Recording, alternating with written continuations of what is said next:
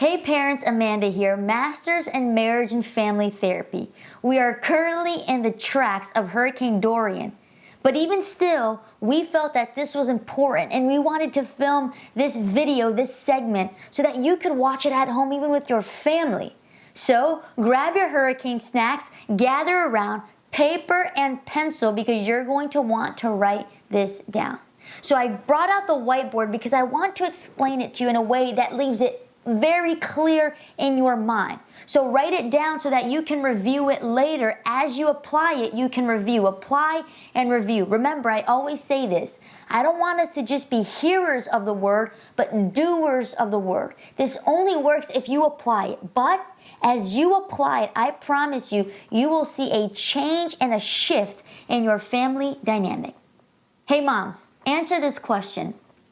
What makes you happy?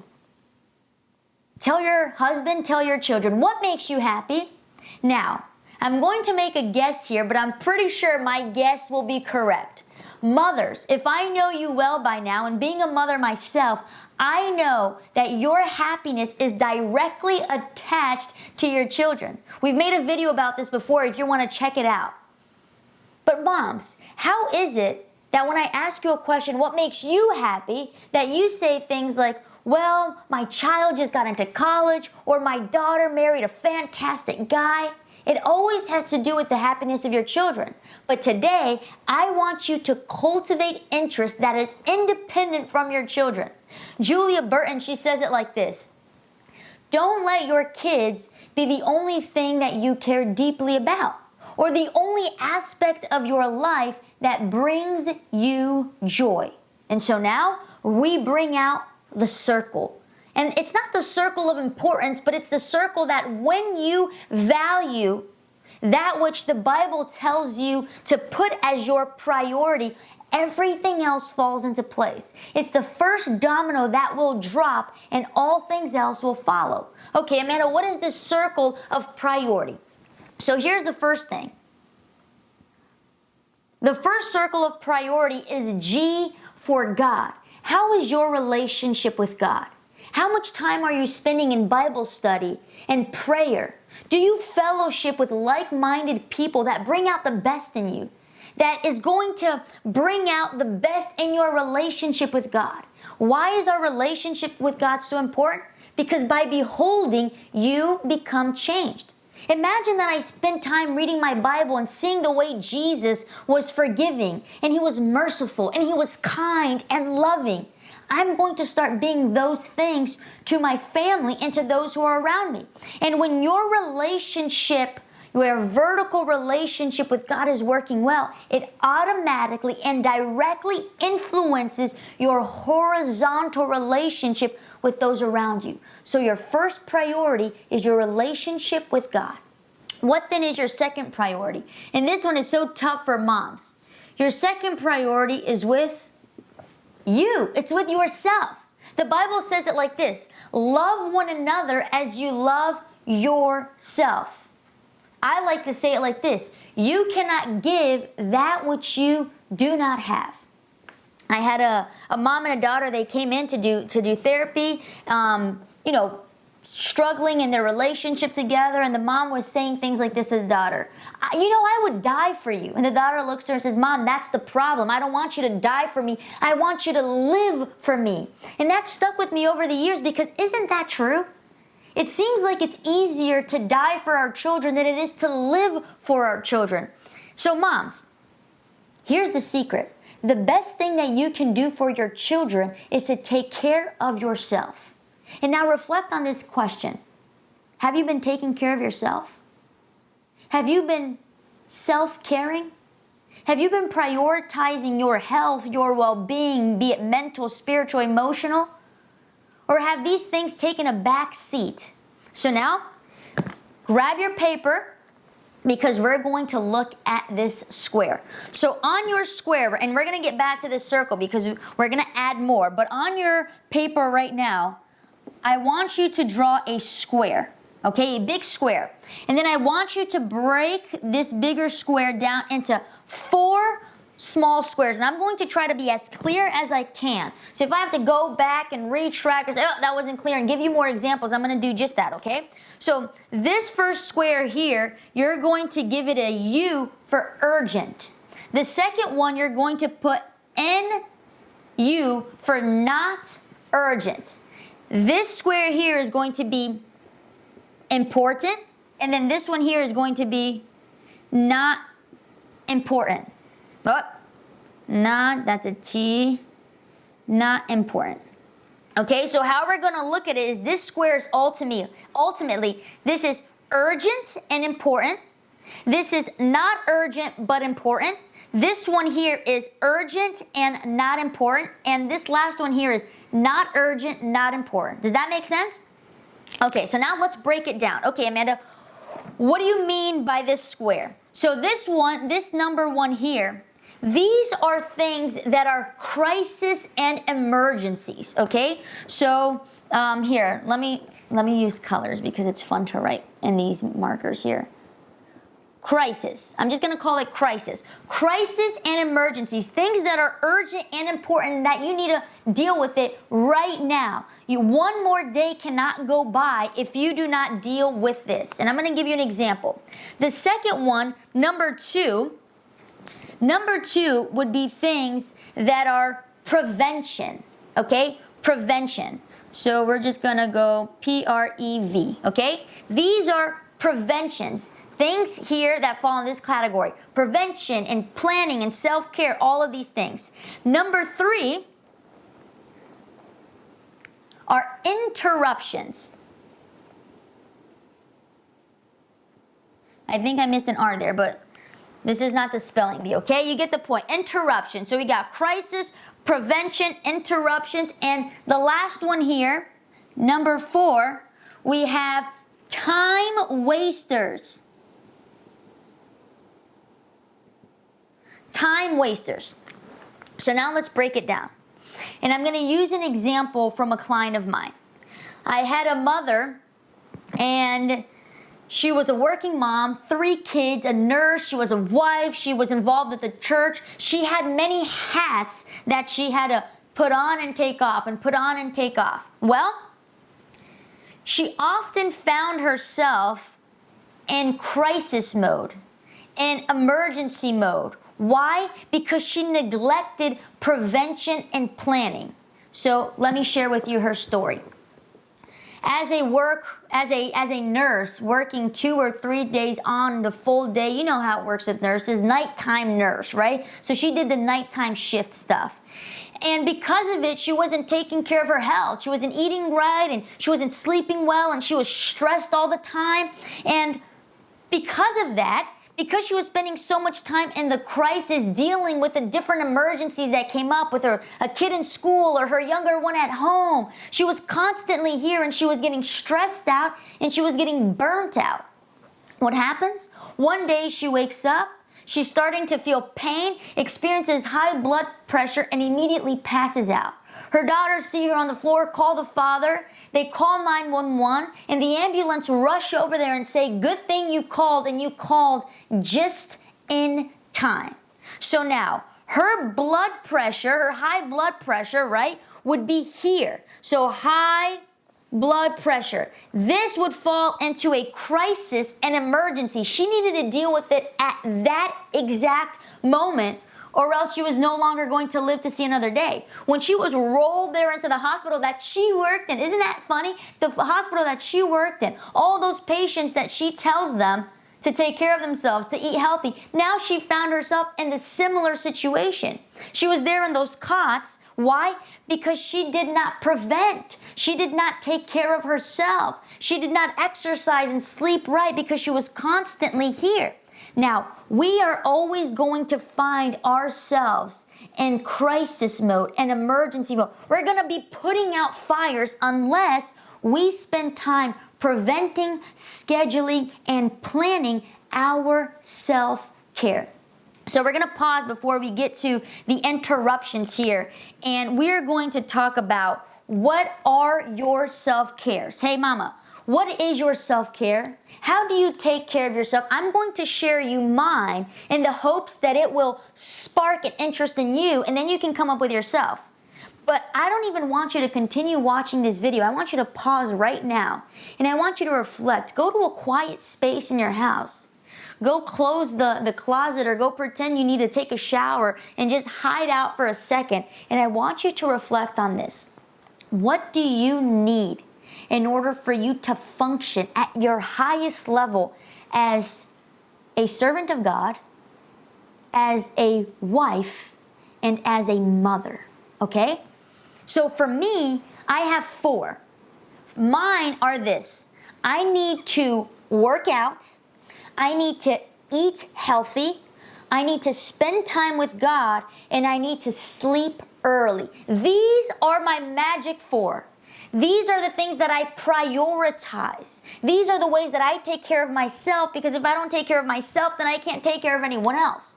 What is it for you? Is it a massage? Is it getting your nails done? Is it cuddling up in bed and reading a book? Figure out what is your top 3, top 4, top 5. It does not matter. Ways that you are going to prevent, ways that you are going to plan, ways that you are going to take care of yourself. So, unlike my client, because you didn't spend time here, now I'm going to write mine down. So mine is time with God, sleeping early. So I got God, I got sleeping early, I got eating healthy foods, and I got, working out.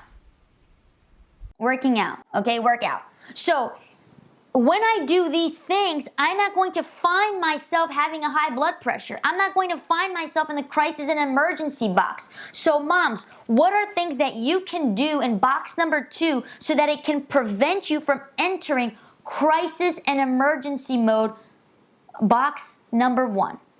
So now let's move on here. Number 3 is interruptions. Let's go back to my client. So interruptions, this is hard because people have a hard time saying no to other people, okay? One of the greatest skills in life, and honestly, one of the things that I work day in and day out with a lot of my clients, is helping them, giving them the skills and the tools to be able to say no, to establish boundaries. I promise you, this is the biggest thing I work on. Boundaries, limits, saying no. People have a hard time saying no. And so this mom, right, this nurse, this mother of 3, every time someone would call from work, oh my goodness, I can't make it to work. Do you think you could cover me? She'd already done 2 nights in a row, and she would pick up a 3rd nighter. She would drop a holiday or drop her kid's birthday. Why? Because she was constantly getting interrupted. And guess what? It was urgent, but it was not important. It was urgent for the other person, but it was not important because they could have found another way.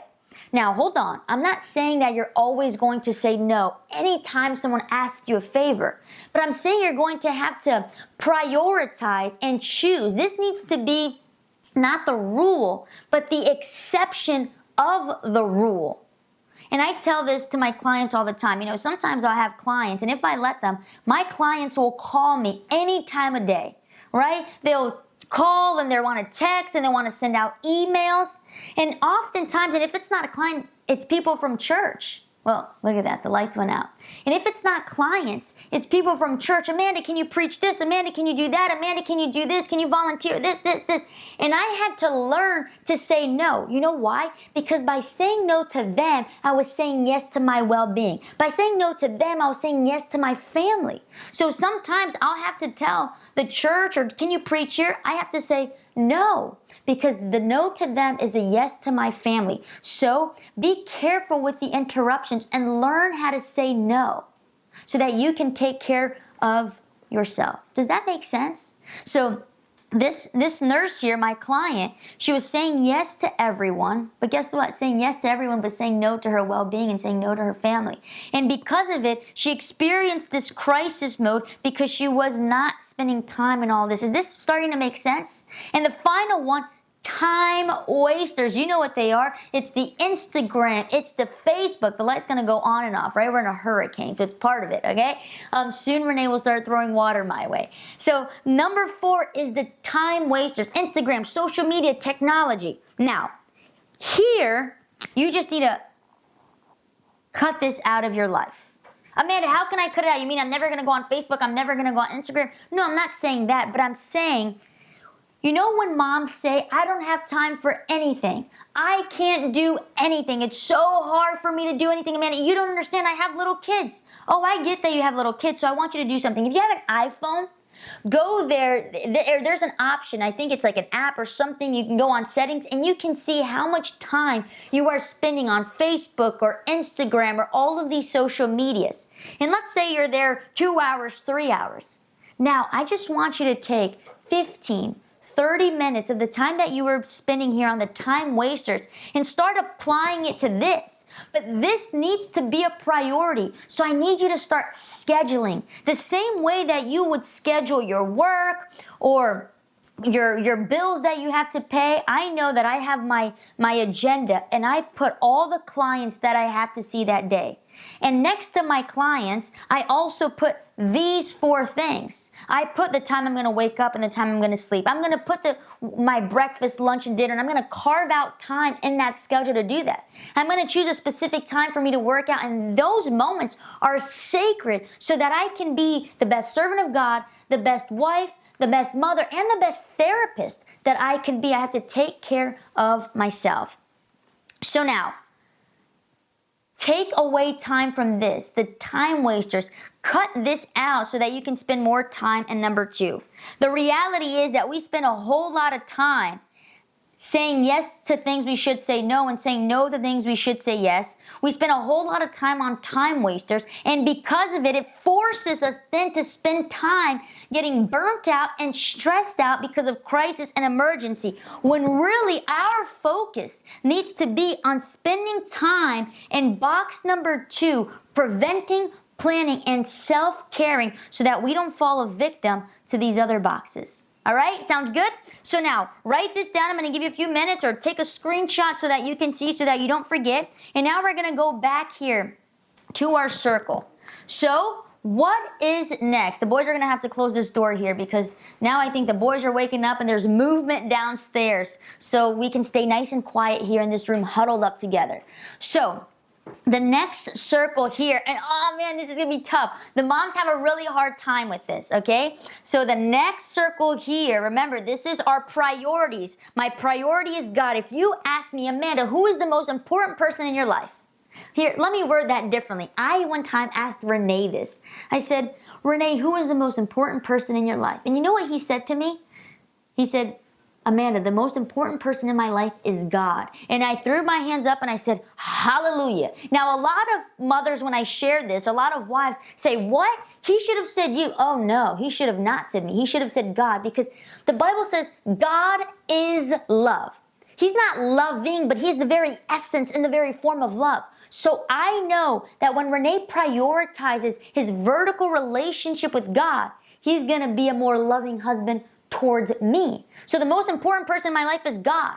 And then I need to love myself. But then, you know who the next most important person in my life is? For me, it's Renee. Now, oh, moms, you're freaking out right now, right, moms? Because, and I have twin boys, okay, and they're really cute, and they don't talk back yet, so they can be more lovable than Renee sometimes. But I need to prioritize my marriage, my relationship with Renee. I want to read something to you here from a man. His name is David Code. And my belief is that happier marriages produce happier children. And this is what he says. I wrote it out here for you guys. His name is David Code. He's the author of To Raise Happy Kids, Put Your Marriage First. So this is what it says. Today's number 1 myth about parenting is that the more attention we give our kids, the better they'll turn out. But we parents have gone too far. Our over-focus on our children is doing them more harm than good. Now, he's a family therapist as well, and he continues, families centered on children create anxious, exhausted parents and demanding, entitled children. We parents today are too quick to sacrifice our lives and our marriages for our kids. Most of us have created child-centered families where our children hold priority over our time, energy, and attention. But as we break our backs for our kids, our marriages, and self-fulfillment, look at him, as we break our backs for our kids, our marriage and our self-fulfillment, right, go out the window while our kids become more demanding and dissatisfied.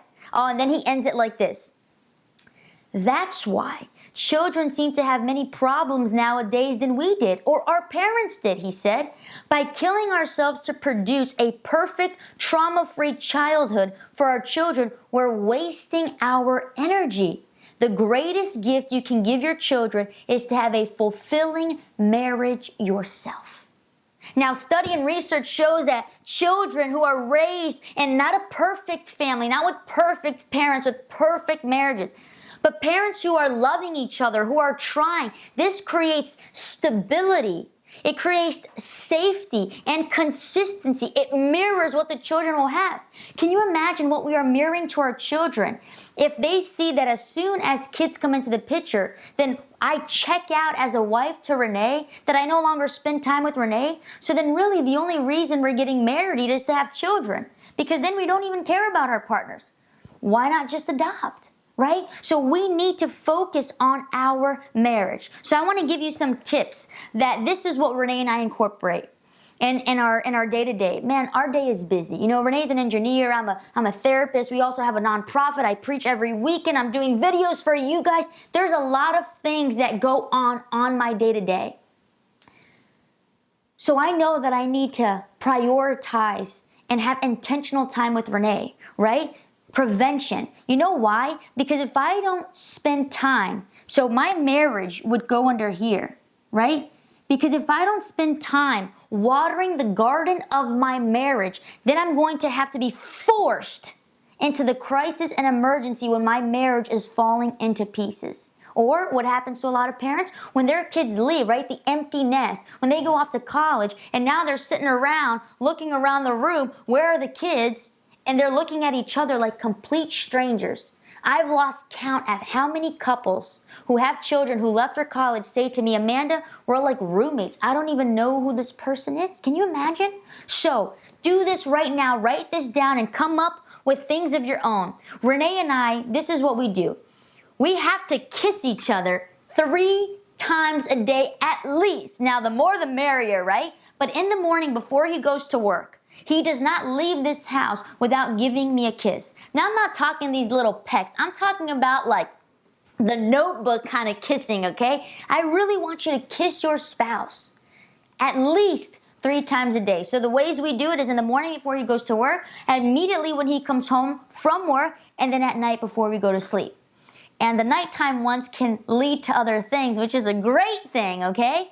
Now, the next thing we do is Renee and I have tried this thing where we don't go on our phone the first 30, but really an hour in the morning and at night. So when we wake up, we try to, for me, right, I do my working out and my time with God, and we are spending those moments together.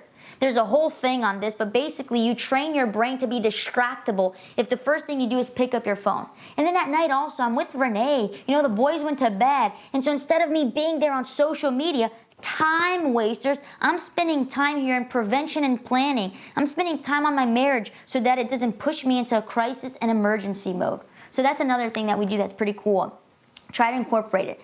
Another thing we do is 15 minutes at least where we spend daily time, intentional time together, at least 15 minutes. Whether we walk all the way to the mailbox and back. Sometimes, well, we do this quite often. We love doing this. We like to shower together. Every night we try to shower together.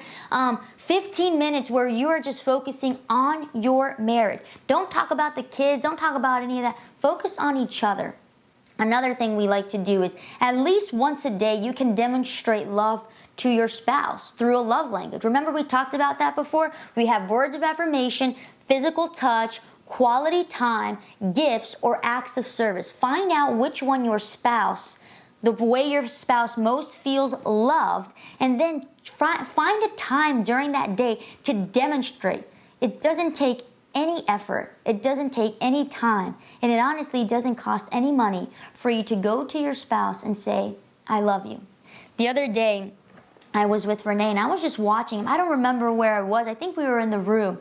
And I don't know if I was hearing something or watching something, but I was watching him. And I was just admiring just him as a husband and him as a father. And I came to him and I said, Renee, you have no idea. I said, I have so much respect for you as a man, as a husband, as a father, just as a person, as an engineer. I admire and I respect you. That did for Renee. You know, women like to hear I love you, but try to go to your husband and say, I respect you. This will do something for him. I'm telling you, I had Renee in the palm of my hands for months after that, okay? But really, I wanted him to know that I appreciate him, that I respect him. And guess what? One of his love languages, words of affirmation. And next one, the final one, date night. Oh man, find a time for date night. Now I'm not talking about we're gonna go to some extravagant thing every single week. We go to a restaurant or to a movie. I'm not saying that. We need to get creative with our date nights. I mean, you can do that, that's fine. Or you can go on a trip, you can pick up and get on a plane ride. But there are ways for you to do that every single week. One of my favorite things to do with Renee is when we go up to the roof of the shed. We have a little shed, and we go up to the roof of the shed on Saturday evenings, and we just spend time there. We watch the sunset, and we're singing together, and we're reading our Bible together. This is our moment. The boys are already sleeping, and this is our time with one another. And be careful in those moments where you are together, where you're not getting interrupted, and where you're not wasting time. Focus on this. So I think that was clear, right? And then finally, then you have your children. But I promise you, I guarantee it, in fact, that if you spend time in your relationship with God, if you spend time in your relationship with you, and if you spend time with your relationship with your husband or with your wife, that you are going to directly affect and influence your children. Hey guys, let me know what you think about this video. Let me know where you're struggling in. Let me know, or maybe I could be more clear or give you more examples. I would love to do that. Write on the comments below and I will respond to you myself, because I want this to be useful for you. Tell me ways that you were able to cut down on social media. Or heck, tell me ways that you found different ways of self-care. I would love to know what works for you, and who knows, maybe I could use it for myself. Let's share this video if it was useful to you. Like, share, subscribe. Don't forget to turn on that little ding so that every time new videos come in, you will be the first to know. I hope you stay safe throughout this hurricane. God bless you, and we are going to do this together.